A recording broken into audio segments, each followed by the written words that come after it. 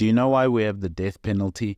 It's for people who have forfeited their right to live, for people who have made their own lives forfeit, who have said, I don't want to be here, I can't live among you people, I'm too evil, too dangerous, and too incompetent to be a proper human being and behave myself, I need to go. And we need to send them away so they can settle up on the other side. Because for many of these people, instead of wasting taxpayer money on them, to keep them alive for what? And sometimes they just need to go away, settle up on the other side, because they have forfeited their lives and shown that they cannot live amongst other humans, so they have to go. And one of these people who would benefit from this service from this country is a 23-year-old man called Peter Sara Simao. He's a foreigner from Mozambique in South Africa illegally, and he's accused of murdering a young little girl, 6 years old, a girl called Amantle Semane from Soweto. The police are still searching for a man who raped and killed Amantle Semane, 6-year-old from Orlando in Soweto. The child was found in a rented home on Monday after the family went searching for her in the area. Nobile Madala has that report.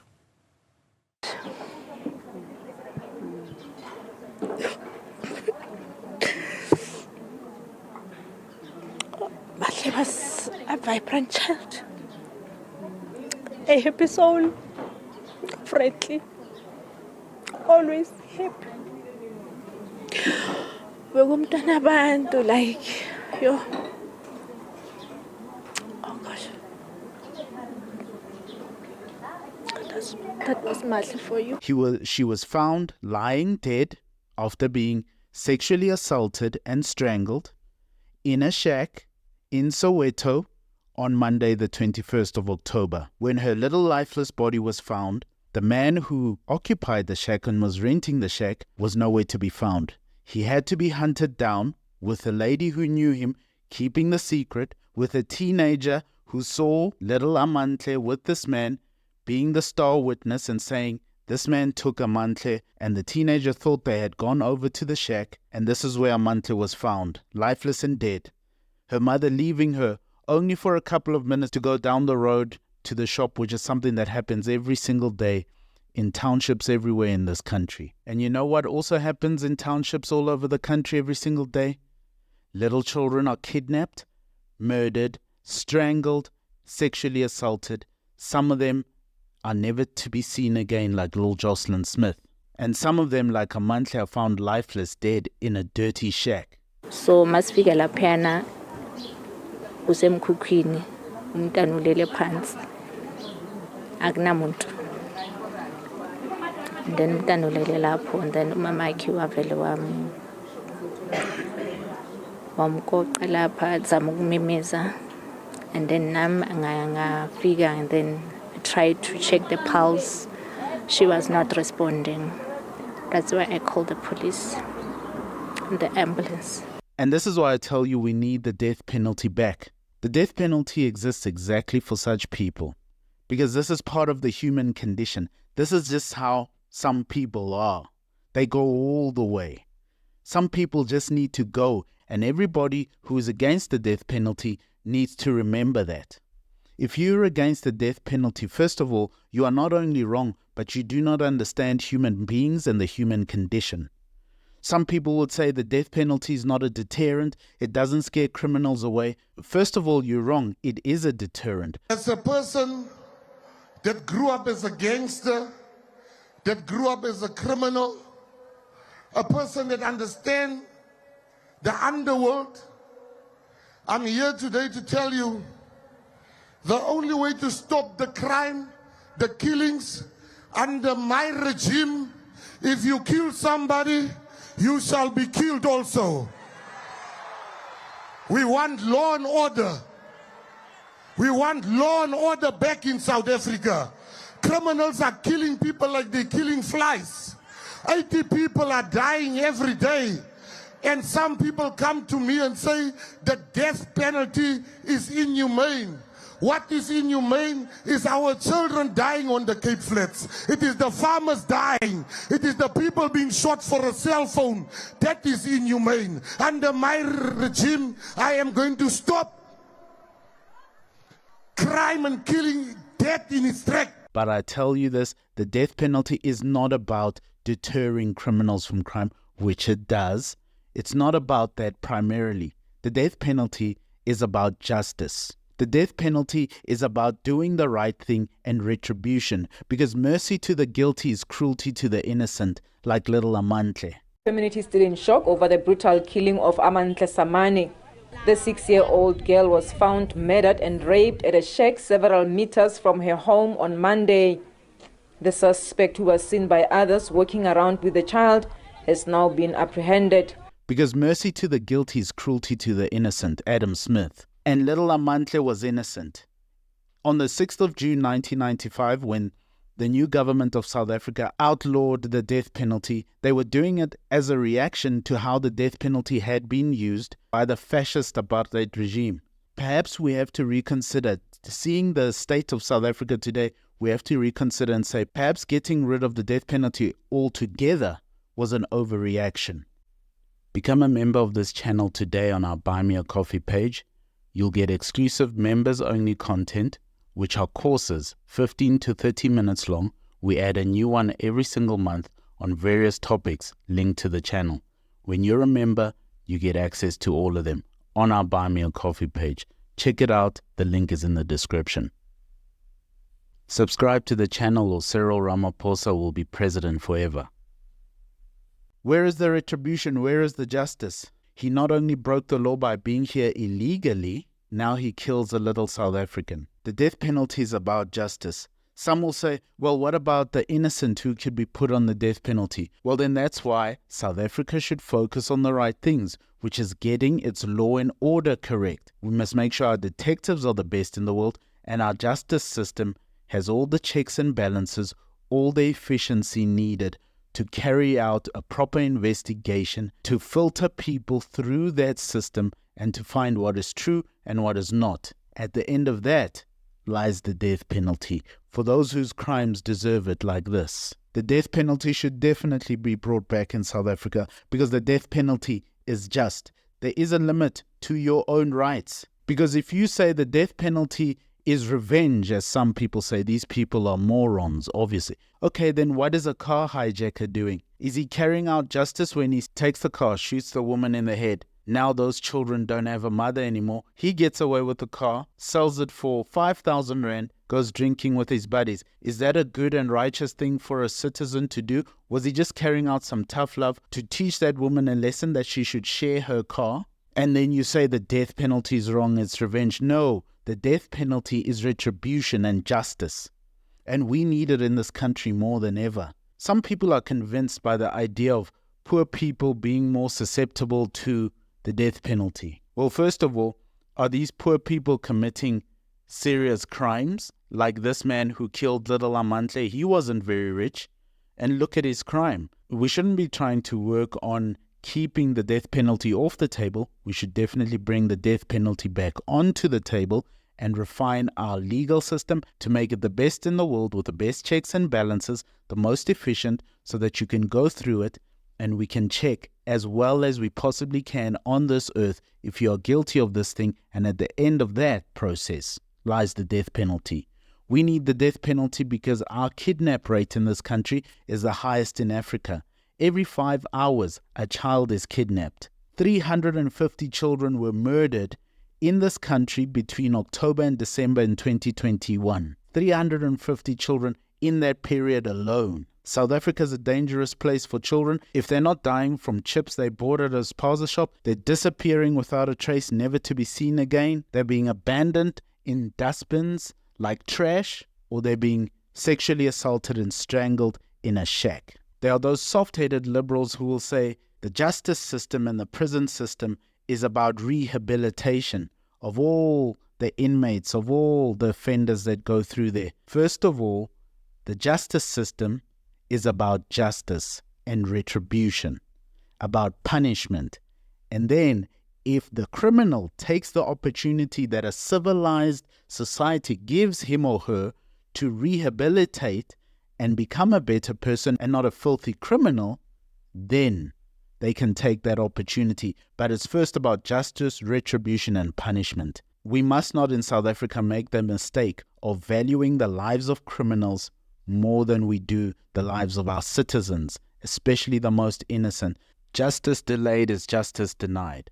In conclusion, South Africa needs the death penalty, and it needs it now. It needs a conservative government that will bring back the death penalty, reinstitute it so that there can be justice, retribution, and punishment for those who deserve it, because the death penalty is for people who have forfeited their right to live, who have said to the society that they don't want to be here anymore, who have said to the society that they want to be out. They have said to their society, I cannot live with you people. I am an evil reprobate. I need to go. I need to settle up on the other side. And a just society does exactly that. It gives them what they deserve because they have forfeited their right to live. That is why the death penalty exists. A saying, we can believe what we choose. We are answerable for what we choose to believe. John Henry Newman. If you believe the death penalty is wrong, you are wrong-headed, and you are answerable for that belief. And how could you even justify such a thing in the face of such evil? And you do not understand the human condition, and you do not understand that criminals like this have forfeited their own lives. They have made their own life forfeit. I recommend South Africa brings back the death penalty immediately, as soon as it possibly can. And if the GNU won't do it, then a conservative government must come in, advocate for it, and bring it back. The case is closed. Give this man the injection.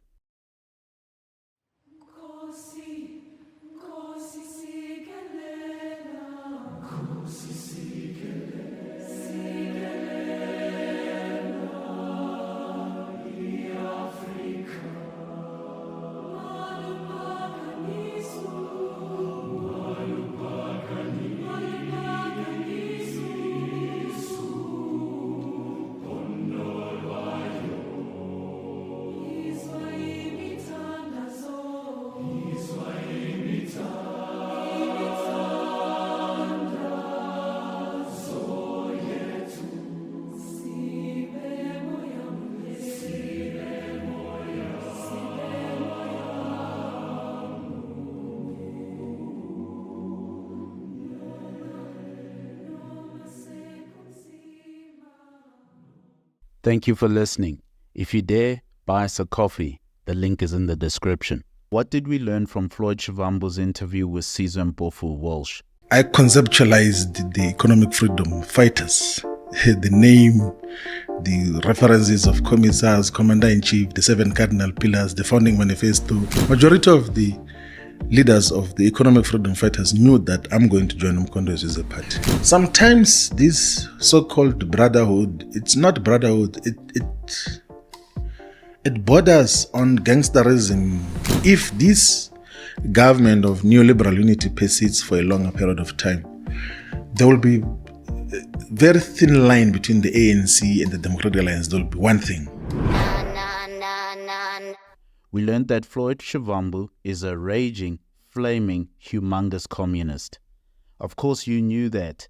And if you didn't, now you know. There is no doubt, there is no going back. He is the one after the election that tried to unite a far-left caucus, including the ATM, the MK, and the EFF, which he has now left.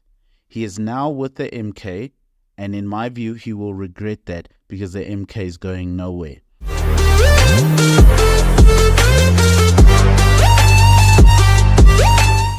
But that aside, that's not the biggest story to come out of that interview. That's not the biggest point to come out of that interview. The biggest point to come out of that interview is that Floyd Shivambu is a communist, and communism is not about the people. It hates the people. It's about the leaders gaining as much power and money as they can for the leadership class, which is the elite class, and everyone else can be peasants and serfs. What do we know about communism, Floyd Shivambu's religion? Communism, we know this, has failed everywhere it has ever been tried. It has torn down countries and is a death cult that murders people and starves populations. It is economically inefficient. It is probably the most economically inefficient system you could use. It requires central planning, which has proved to be unable to efficiently allocate resources. A lack of price mechanisms lead to shortages and surpluses in all the wrong places. For example, the Soviet Union under communism had chronic food shortages despite having some of the world's most fertile agricultural soil and a very large population to work those fields. Production quotas led to poor quality goods and waste. What else do we know about communism? Communism violates every human right you can think of. It mass imprisons people in gulags and labor camps. Welcome to China and North Korea. It has a systematic suppression of dissent, so if you even talk funny about the leader, you're going to a prison somewhere, thank you Cuba. Restrictions on freedom of speech, religion, and movement. So you become a person who can't voice their own opinions, you become an atheist whether you want to be or not, and you can't go where you want to go. Welcome to the killing fields of Cambodia and the purge in the Soviet Union. This is what Floyd Shivambu believes, and if he thinks it's going to end up in anything but that, he's fooling himself. Look at every single place communism has been tried after colonialism here in Africa. Where do those countries end up? You don't have to look far. After the colonialists left and after the Second World War, when communism came in, what did it do to those places? It turned them into holes in the ground. All you have to do is look a couple of hours up the road here at Zimbabwe. What do you think Robert Mugabe was, a capitalist? No, he was a godless communist. We now have a course on Teachable. It's for boys between the ages of 10 and 18, about 12 men from the Bible, where we teach about manhood, masculinity, and becoming a man. Check it out.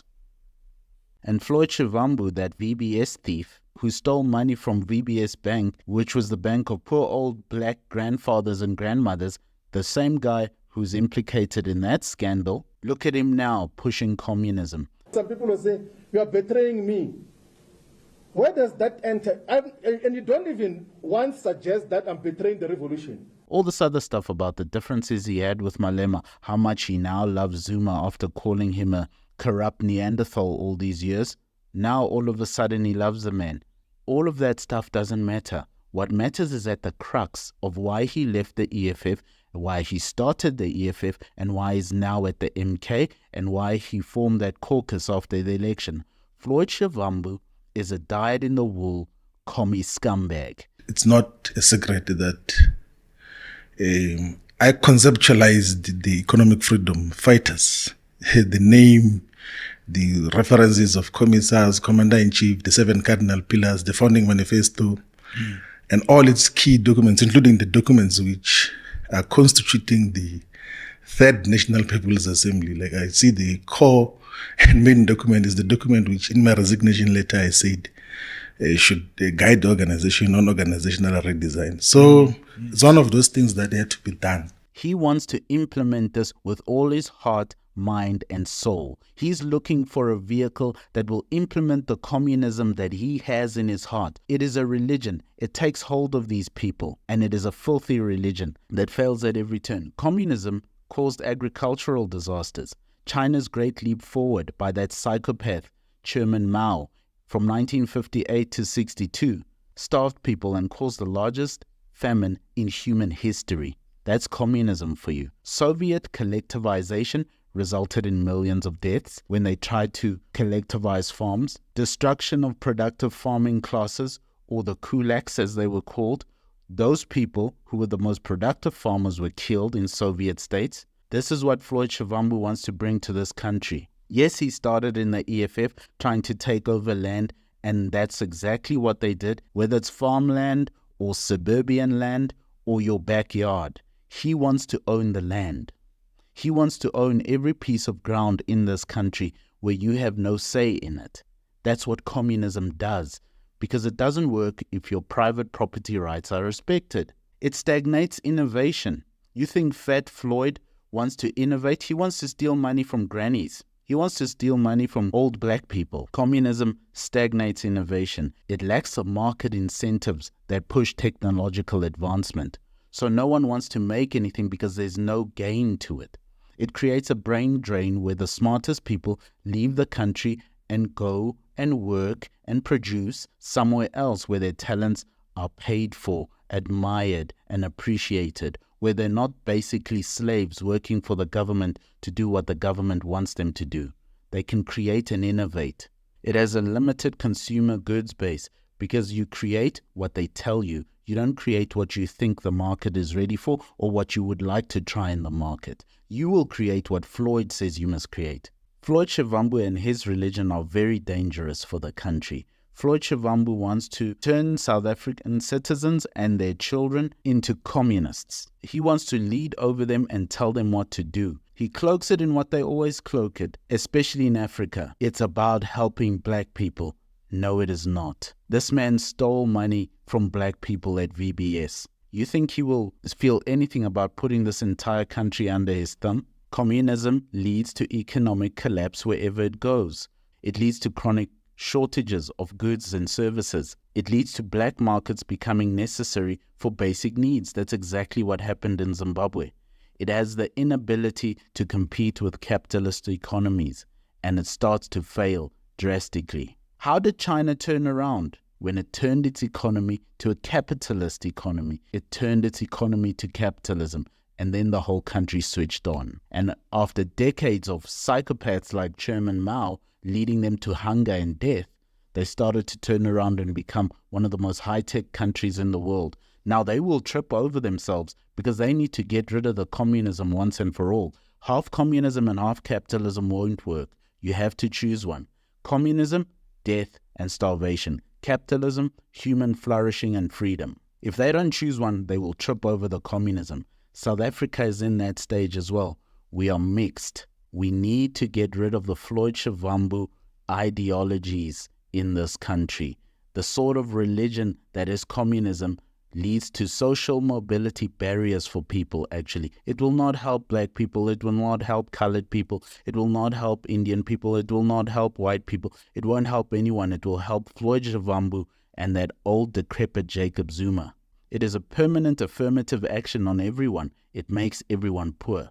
It is the creation of a new privileged political class where party membership becomes a prerequisite for advancement, where corruption and nepotism within the party structures is a way of life, and merit-based advancement suppressed by the political party is how things work. You have to get past the party first.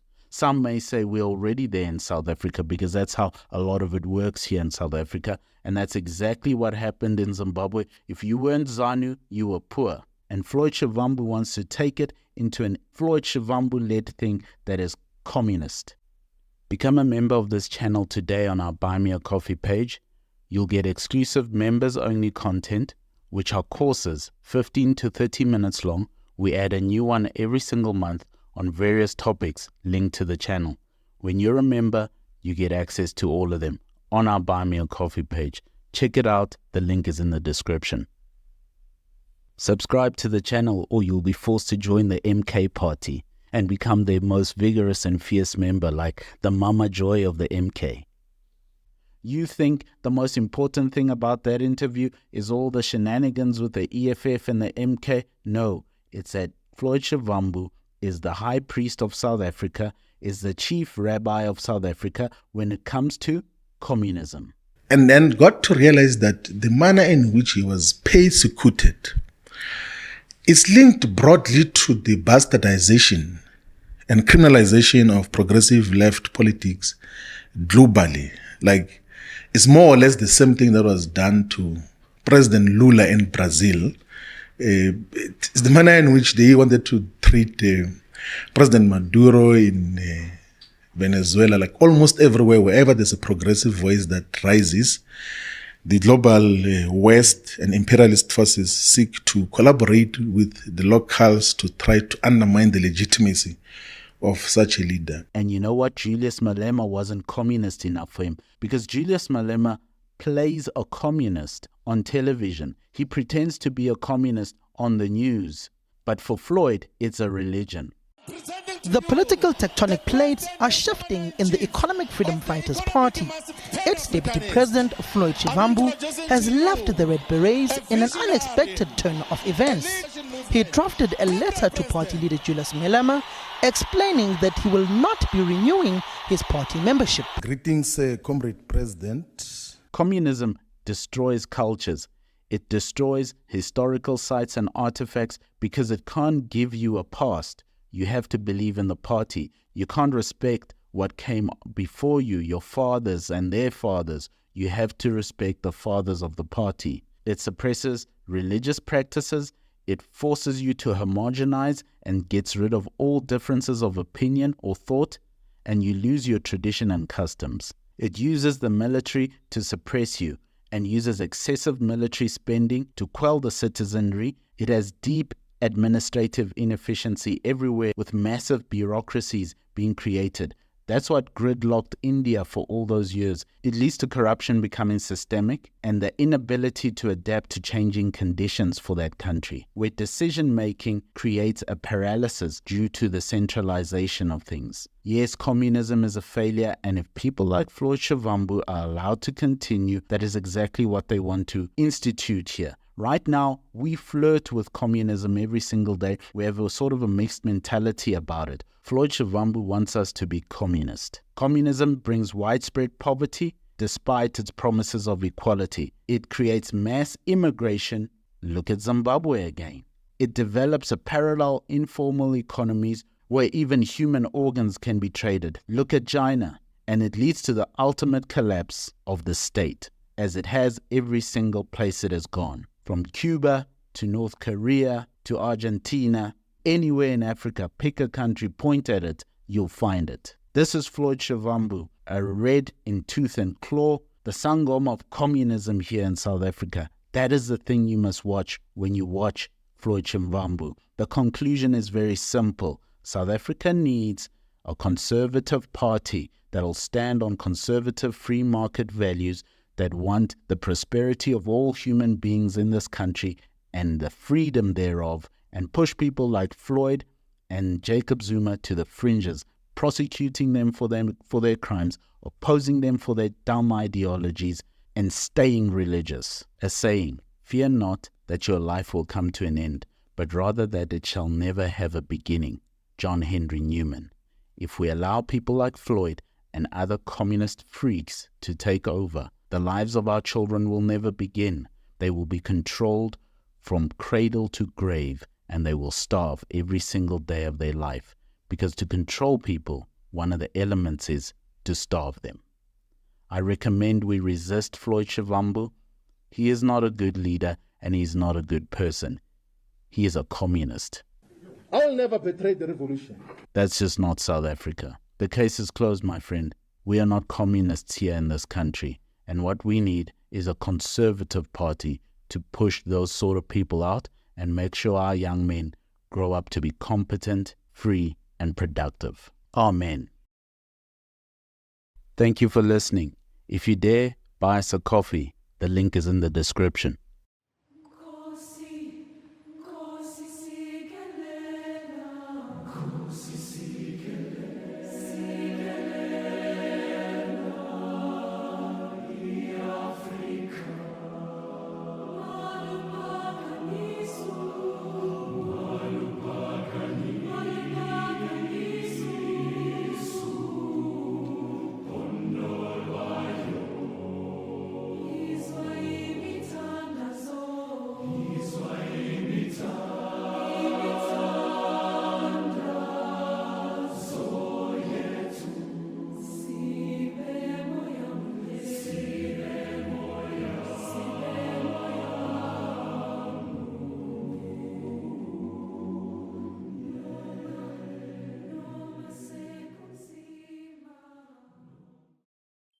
One of these negative features is the emergence of careerism within our ranks.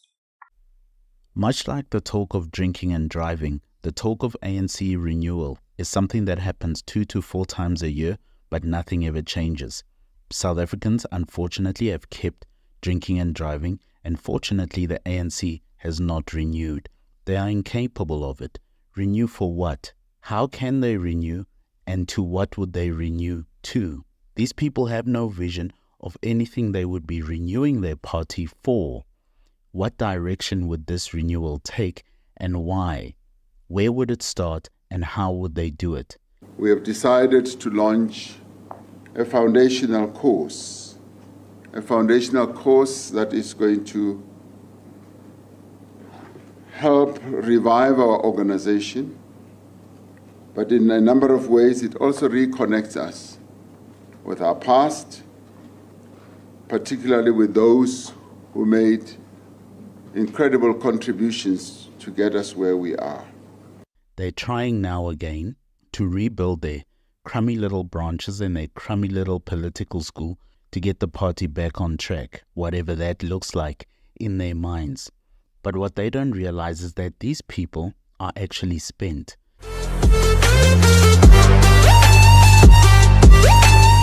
What they don't realize is what we have seen and have realized a long time ago. The ANC is spent. It's out of ideas. They've lost their way. What would they even renew themselves to? Because what do these people even believe in? They needed the government of national unity and primarily the DA for them to start doing a good job. For 30 years they've been running the country badly and speaking of renewal, and it has never come. They have become just like every other African government that has taken over from the colonialists, and they've messed it up. They've dropped the ball and they've run the country into the ground, and they did it all on purpose while talking about renewal. The launching of its compulsory political foundational courses. This comes after the party identified failure to roll out mass political education in almost 30 years as being part of the reason for the deteriorating intellectual and moral caliber of ANC members. We haven't done that with all our members over many years. The last time we did mass political education was in the 90s, in the early 90s up to 1998. They talk about renewal while talking about renewal, but let's just mention 4 critical times that they did. In 1997 at the 50th National Conference in Mafeking, at the heights of their powers, the ANC had never been more powerful, because during the apartheid regime, they were a struggle movement that was trying to oppose the ruling government of South Africa. They were not very powerful. They didn't have that much power on the world stage, especially not as much as the South African government, sanctions or no sanctions. They didn't have the firepower and they didn't have the structures. But in 1997, not only were they the ruling power of South Africa, at the heights of their powers, they had one of the most famous people to ever live at the head of that party in the form of Mr. Nelson Mandela. He was widely beloved all over the world. People were looking at South Africa. It had never been viewed more favorably as a country. Money was pouring in. And at the 50th National Conference, 1997, Mafeking, then president of the ANC and of the country, Nelson Mandela, spoke about the party renewing and transforming. As a means to advance their personal ambitions, to attain positions of power and access to resources for their own individual gratification.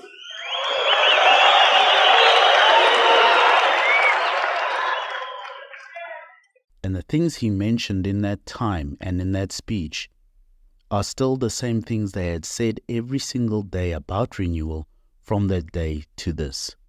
They were at the heights of their powers and couldn't do it.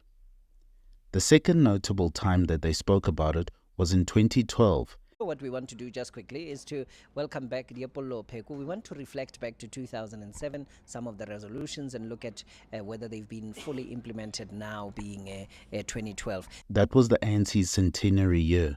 The ANC was turning 100 years old, and there was increased discussion about renewal. 100 years, is it worth such a big party? I think it's a joyous moment. It's a moment for celebration. But also it's an opportunity for the ANC to use this moment, not just for the big party, but to reflect. In 2012, they couldn't renew because they missed the opportunity. Many liberation movements here in Africa haven't had such a great track record. Is there a concern that the ANC is making the same mistakes? There are many liberation movements in Africa that have done well. And several of the liberation movements in Africa have done very badly. They've made some of us ashamed. They had all the momentum. When it comes down to it, the fundamental issue is corruption, isn't it? It shouldn't be. I'm aware a number of our own comrades, very senior people, have been found with their hands in the till. And the capability to do it because they had the perfect excuse. There's a perception that joining the ANC gives you access to the trough. After 100 years, we are now pivoting. It's more than a perception, Robin. There are people who actually join the ANC. It costs us, slightly less than $2 US, not Zimbabwe. It's 12 rand in South Africa to join the ANC. There are people who will do that so that I can be a mayor, I can be a councillor, I can be an MEC, I can be a premier, I can be a minister. There are people who will do those type of things. That perception is there, and that's the one which is threatening to drown the reality. Changing directions and ripping this place up from the foundations, restoring some things and building anew. But there's this real perception that the ANC is not the party anymore of Nelson Mandela, that it's strayed off course. I know people want to be quick to say, it doesn't look like that ANC. Perhaps, of course, because of some of the shortcomings, we've got warts and so on. We may have developed a pimple or two, and some ugly ones, a boil here. We are still the ANC. If I had felt that the ANC is now one huge boil with a human being trying to struggle out of that boil, it would be another issue. Do we have boils? Have we got some damaged parts after traveling 100 years? Have we hurt ourselves? Yeah, these things have happened. That's why I say it's a moment now of self-introspection.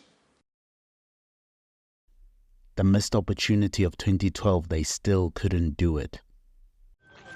Wilson Lesebi's parents left their village to look for work in Johannesburg when he was 10 years old. The poor township of Alexandra has been home ever since. He's 42 years old now and says not much has changed. For us, most of the people, we're not happy.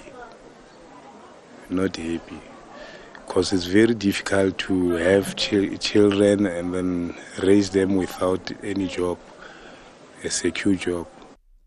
In 2017, during the 54th National Conference in Nasrec, renewal became the theme under Cyril Ramaphosa, and dare I say it's continued to be the theme under Cyril Ramaphosa. But what they missed in 2017, going towards the 2029 election, was that 2017 was their last chance. That was actually the last chance for renewal. They couldn't do it. Become a member of this channel today on our Buy Me a Coffee page. You'll get exclusive members-only content, which are courses 15 to 30 minutes long. We add a new one every single month on various topics linked to the channel. When you're a member, you get access to all of them on our Buy Me a Coffee page. Check it out. The link is in the description. Subscribe to the channel. If you don't, I know you're the one that burnt down Parliament. If they had actually implemented steps that were going to renew the party and then came into power in 2019 as they did with President Cyril Ramaphosa, and they implemented that renewal through the way they governed the country and took the country in a different direction because they were going in a different direction, they would not find themselves in the government of national unity with the DA right now, and their numbers would have ticked up. 2017 was the last chance of renewal. 2017 was it. Which brings us to the fourth and last point that I'd like to highlight of when the ANC mentioned renewal. From 2022 to the present day in 2024, they've been speaking about renewal periodically with Cyril Ramaphosa at the helm. President Ramaphosa has often spoken about renewal and rebuilding the ANC, particularly in the context of addressing corruption. Has he done that? No. The state capture report is out there. 1 billion rand later, nothing has been done. Nothing has been done to the major players in that. Cyril Ramaphosa himself for Phala Phala has not been prosecuted and is found to have done nothing wrong and will not be prosecuted as things stand right now. The ANC cannot renew, and now with court cases for Bule Mabe, Zweli Mkhize, Zizi Godwa and Mapisa Nqakula, with those ANC officials going through corruption cases in court now, you find that these are peripheral court cases, politically motivated to settle scores with them or to get them back in line, or so exposed that they have to throw someone to the wolves. They're definitely not throwing President Ramaphosa to the wolves. Bulemabe is a good alternative. Distract us with Bulemabe. Everyone forgets that Ramaphosa should be standing there the next day in that court. If Bulemabe is going in on the Tuesday, Ramaphosa should be there on the Wednesday. Everyone forgets because you have these other four out there. The ANC is not going to renew. They're not capable of it. And now they've come up with a new program through their political school where they're saying they're renewing their cadres and they're teaching everybody right from the top right to the bottom to their branches about the ANC way of life and about politics as they view it. This too will fail because there's nothing to renew to. The ANC is about corruption now. They no longer have a cause. There's no apartheid government to run. These people have been running the country for 30 years. They could have built the greatest country Africa has ever seen, and they chose not to. They chose to become just like every other African struggle movement that becomes the ruling party. There's nothing else for them. Amandla! Awethu! Ozani sondelani ninenwinileyo. Sizobadubula ngempampa bazobaleka du. Sizobadubula ngempampa bazobaleka du. From 2022 to 2024, they've been speaking about renewal still, but there's nothing else to say. The ANC is spent and the ANC is done, and I for one am glad for it. They've done all they can, and it's time to fade away into the darkness and go away. The conclusion is simple: a party led largely by millennials with a conservative leaning that doesn't need renewal, that starts from day one with the correct principles, with no baggage from the struggle or going through apartheid itself. It needs to be the new party for the new South Africa, and it needs to be conservative. A saying, growth is the only evidence of life, John Henry Newman.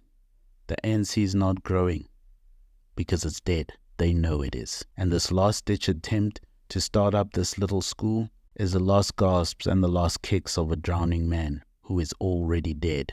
I recommend we just watch the ANC do their little skit, their little dance, their little renewal dance, because it's fake. They're pretending to do something real, as they always are, and it's not going to work, and no one believes it. The case is closed, my friend. The ANC is done. They cannot renew. They will not renew. They have no direction because they don't know what they would even renew to. They couldn't do it at the height of their powers with Mr. Mandela. They couldn't do it in 2012 when they had all the momentum and the right staging and the right purpose and the right reason to do it and the right excuse. They couldn't do it in 2017, which was their last chance, and they still had the votes. And they're definitely not going to do it now because they couldn't do it from 2022 to now in 2024 because there's nothing else to say. They are done, and everybody can see it, and everybody knows it. And this little program that they're running is not in fact a renewal. It's a fake publicity stunt to act like you're doing something that looks like renewal. The ANC is done. They know it, we know it, and I, for one, am glad for it.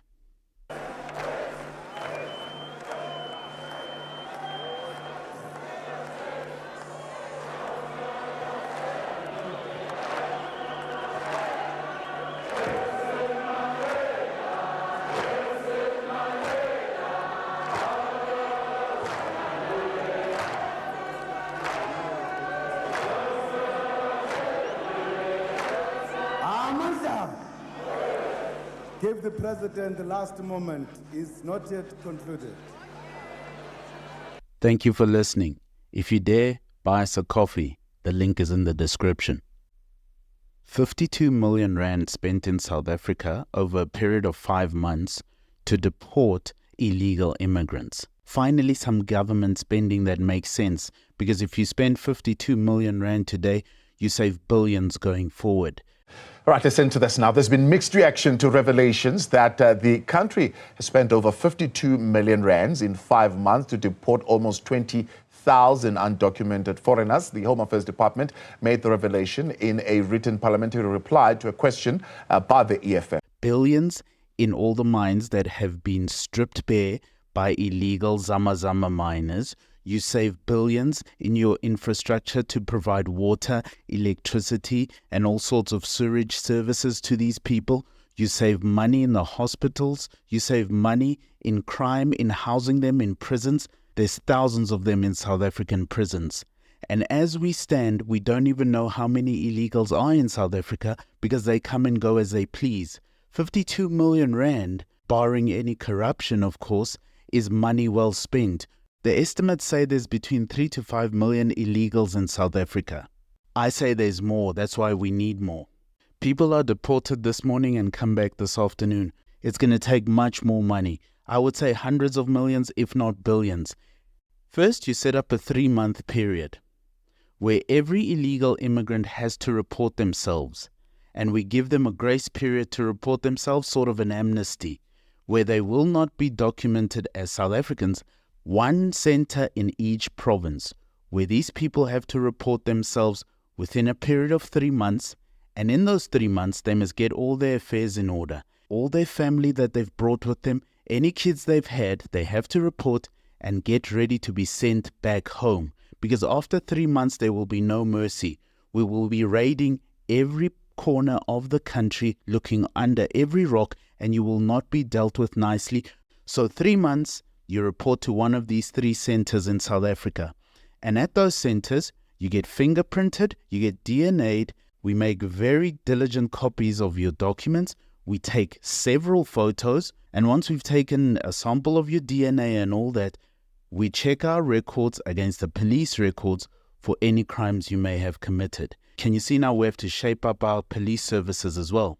Okay. These centers are run in collaboration with Home Affairs, the police, and the military. They're basically giant detention and processing centers. I say spend more. South Africa does not need to be squeamish about dealing with this issue. We need to face it head on. And once you report yourself to one of these centers and you get processed, you have 3 months to leave, and we set down your date, and you have to be processed out of the center so that we know that you left. You can't just say you've left. All your children that you've had, they do not get birth certificates and they are not South Africans because you came here illegally. What grace we do give you is that we give you the opportunity to report yourself. We do not seize any of your assets. You can leave with all the legal assets and all the monies you have. You're welcome to do that. If you have to sell a house, a car, or whatever, you're welcome to do that because we're a country of laws. You can still do it even if it takes longer than 3 months. Make your arrangements and do that. You can keep all the assets and the money you've earned. That's the gift and amnesty we give. But if you're found to have committed any crimes while we're processing you, you will be dealt with and arrested to serve your sentence in your home country, or you'll serve it here. Either way, crimes will be solved. Once you report to one of these 9 centers and are processed, anyone who comes into the country must come in with either one of 4 visas: short-term, medium-term, long-term, or special. Those are the only sort of people we let back in. Short-term, you're visiting, you're on holiday. Medium-term, you're here to invest or for a conference or to do some sort of work on a short-term basis. Medium-term is people that are buying houses, investing their money here and coming to work for 2 years or more. Special is people that we've invited or are here for a specific reason because we need their skills or their knowledge or something like that. Those are the only 4 types of people that come into this country. We get rid of our refugee status. We remove ourselves from that regime and say that we can't take any more people. We have too many problems of our own. We set up an e-verify system, which is a system that checks every employer and every employee against a government system that verifies their legality in the country and their ability to work here. A group called Combat is on a mission to expose companies which it says exploit employment and immigration laws of this country. It's calling on South Africans looking for work to take their CVs to Cresta Mall. This is a mall here in Johannesburg, to try their luck at restaurants as immigration officials continue to inspect businesses for compliance purposes. And then we have inspectors that go around every place of employment and verify that people are legal South Africans that can work here, or if they're not South Africans, they have the permits to work here and are qualified to work in South Africa. After those 3 months, we spend even more money. The South African court on Monday granted an order to Cape Town authorities to remove hundreds of refugees who have been squatting for 4 months on a busy street of the popular tourist destination. No way you can go. Judge Daniel Tualera said that the city had a right to uphold its bylaws which prohibit sleeping, washing, defecating or cooking on the street. The city sought the injunction after around 700 foreign nationals, mainly from DR Congo and Burundi, moved into Cape Town Central Green Market Square last year. We take our military and police and we turn every part of South Africa upside down and we weed out every single illegal immigrant. And if you are illegal and you're still here in this country after that 3-month grace period, that 3-month amnesty, you will be dealt with harshly. And the president must go on TV and tell them that if you are still in this country after 3 months, we will pull you out of those buildings or out of the place that you live. We will throw your belongings onto the street. Your children will be crying. You will be on television, but we will not stop because we want to get our country right. We will throw your belongings to the street. We will arrest you. We will put you in the back of a truck and we will ship you out to your country and we will seize everything that you own because we gave you the 3-month amnesty and you still carried on with your crime. This is a crime. This is illegal. You come to this country, you pilfer our country, you poison our children, you dig up our gold, you strain our services, and then you lie to the police and you bribe and commit crimes. And then we give you an amnesty even after all that, and you still didn't take it. We will treat you like the dishonest degenerate that you are. We will throw you onto the street. That's what the president should say. We want the UNHCR to attend us. Actually, we don't even see them. And we want the whole world to see what is happening right now in South Africa and what South Africa government is capable of. They don't care about human beings as you are considered like animal. They need to kill us like just animal. For every illegal miner from Lesotho, they must be told that if you are found in a mine, if you do not surrender, we will shoot you, or we will throw bombs in there and bring that whole place down on your head and send your body back to your mother with a toe tag from the South African government on your toe signed by the president that says, "We told him so."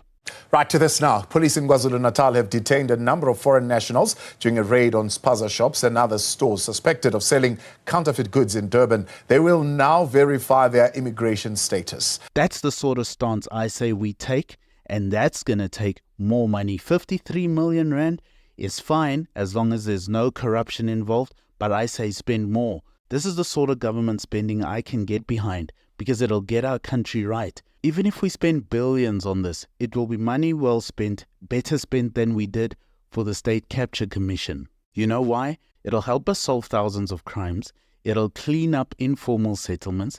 It'll take the strain off our hospitals, our water infrastructure, our electricity infrastructure, our sanitation infrastructure. It'll clean up communities. It'll get rid of zamazamas that are stealing natural resources and terrorizing communities. It'll get rid of people all over our communities that are unwelcomed, poisoning our children in their decrepit little spaza shops, and so many more things. It'll be money well spent. And then, as if that wasn't enough, and we carry on with that for years, for a full term of 5 years, and then, because now we've spent money on the processing centers and all that I've described there, we've spent money on the operations of going through the entirety of South Africa, turning the whole place upside down to weed out illegal immigrants, now secure the border, spend more money.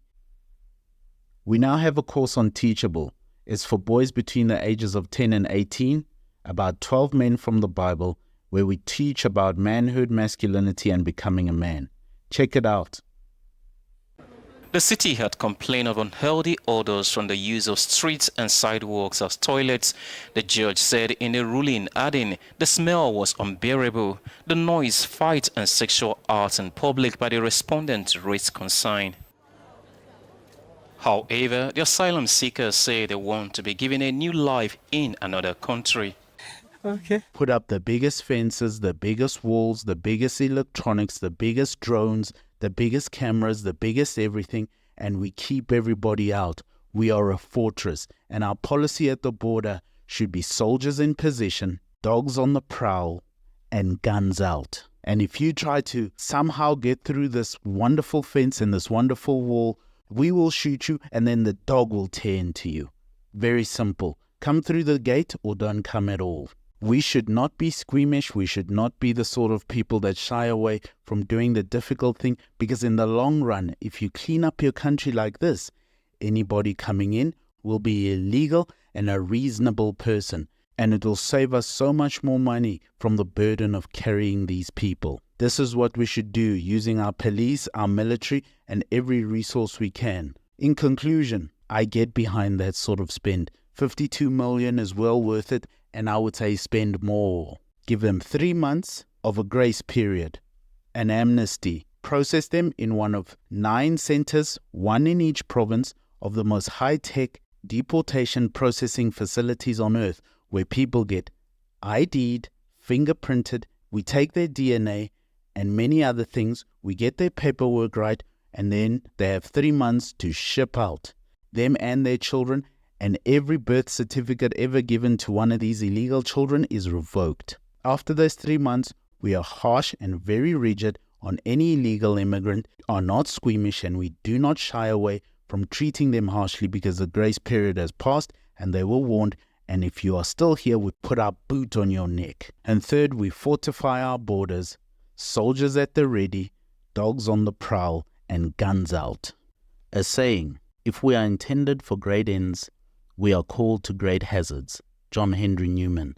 If we want our country to be great as we believe it to be, we must be willing to do the difficult and hazardous thing. The world will call us all sorts of names for doing this, but we should not care. We should do what is right and what is difficult and what is hazardous. What is best for our country, for our economy, and for the future of our children. And not listen to cowards who would rather be viewed as nice than do what is right. I recommend we put this plan into action immediately, and I call it Operation E-Verify. The case is closed, my friend. The only party that will have the stones enough to do this sort of thing would be a conservative party and does not subscribe to woke ideologies, to Pan-Africanism, to socialism, and will not get squeamish for doing what is just and what is right. We need a conservative party because the GNU, DA, the GNU, ANC would not do such a thing. They would rather sign everyone up and make them legal citizens. Thank you for listening. If you dare, buy us a coffee. The link is in the description.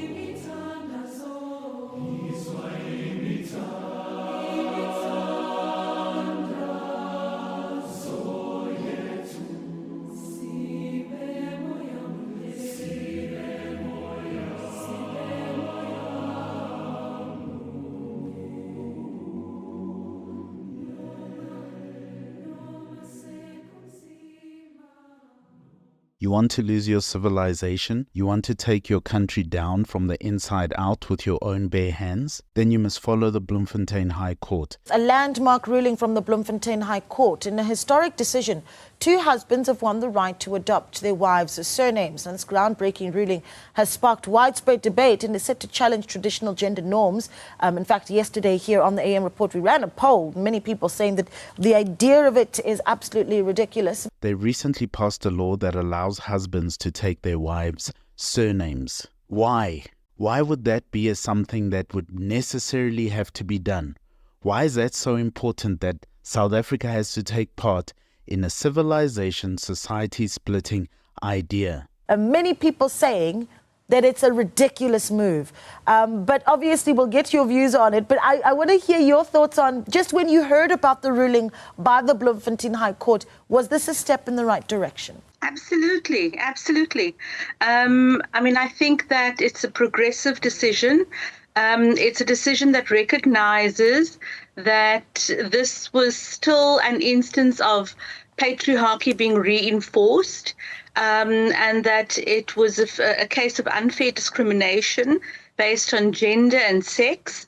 And the court said, no, this is something that needs to be remedied. So absolutely, it's a step in the right direction. Patriarchy works. How do you build a civilization? How do you build a great country? How do you build a great people? You use patriarchy, because patriarchy works.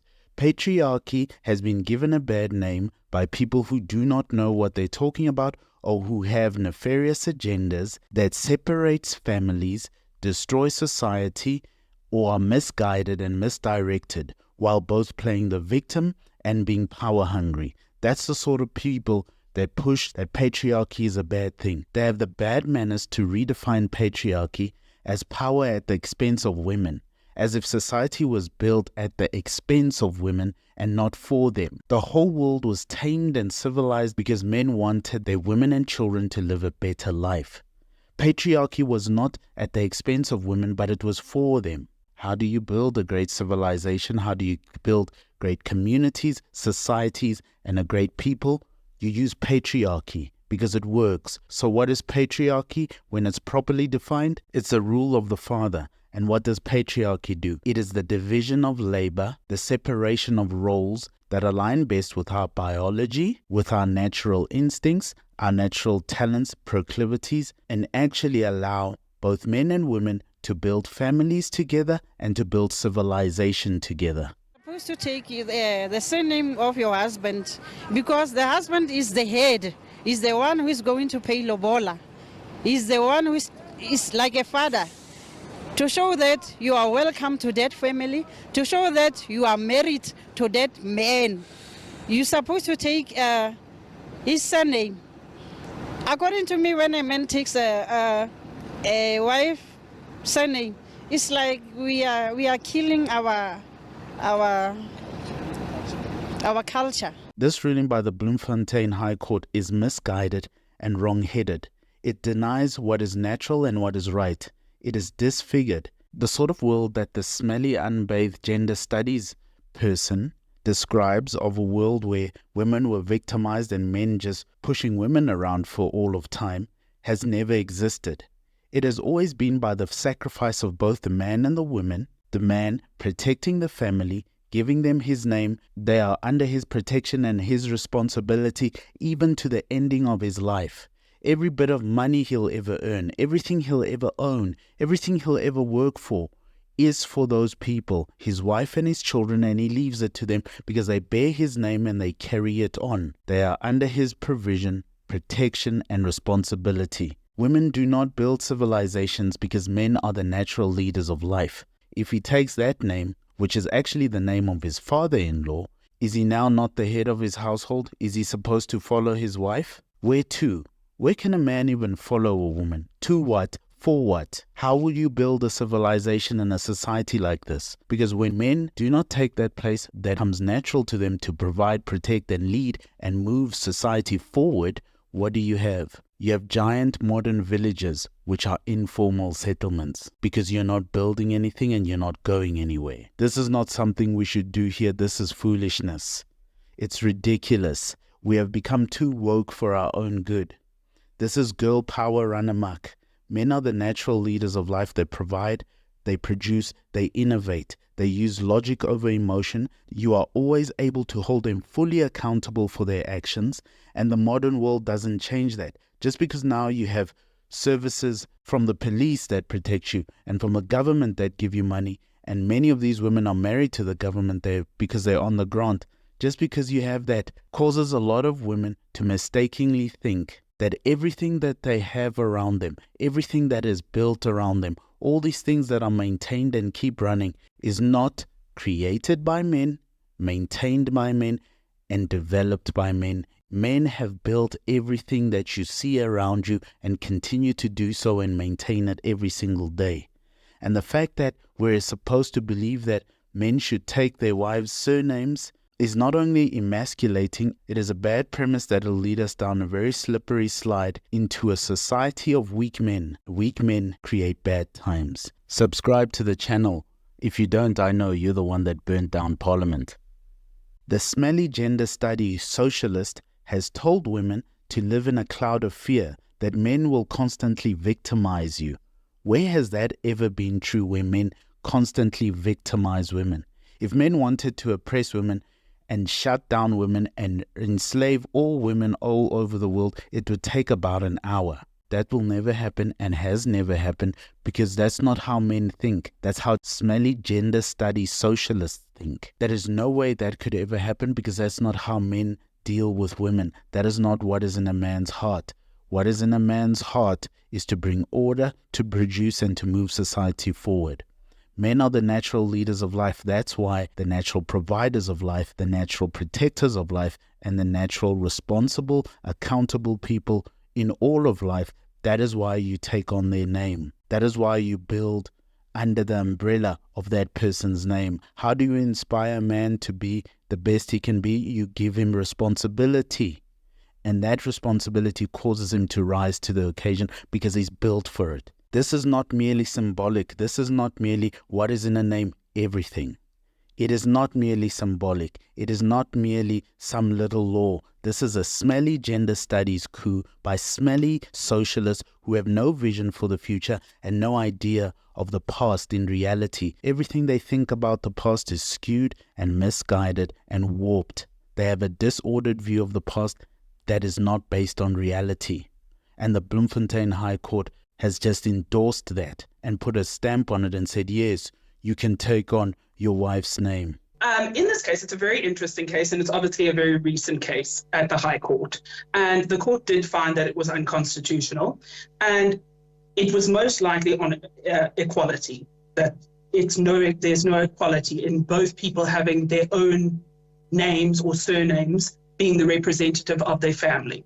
So it is a patriarchal thing where we see that women are always having to take men's name. Those who speak about this law complain that when a woman gets married, her surname immediately gets changed to her husband's name by law and on paper. But however, if the husband wanted to change his surname to his wife's name, that process does not even exist.